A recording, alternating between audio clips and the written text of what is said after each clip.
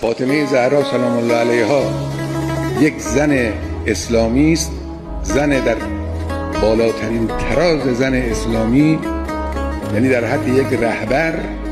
اما همین زنی که می توانست پیغمبر باشد از لحاظ فضائل و مناقب و حد وجودی، همین زن مادری می کند، همسری می کند، خانه‌داری می کند. ببینید اینا رو باید فهمید، اینقدر تحقیر نکنند این خریفتگان غافل. چی بگه انسان؟ خریفتگان غافل حرفهای پوچ غربی ها. تحقیر نکنند خانه‌داری رو. خانه‌داری زن معناش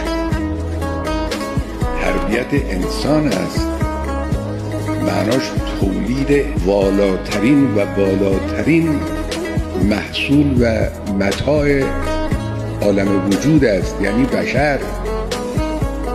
خانه‌داری یعنی این.